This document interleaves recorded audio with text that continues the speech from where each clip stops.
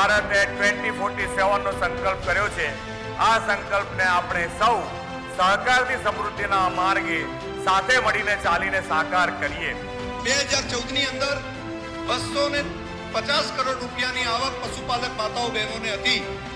દર મહિનાની આજે એની આવક 1000 કરોડ કરતા વધારે થઈ છે। માત્ર 10 વર્ષના આ સમયગાળા દરમિયાન 250 કરોડમાંથી 1000 કરોડ સુધી ગઈ છે।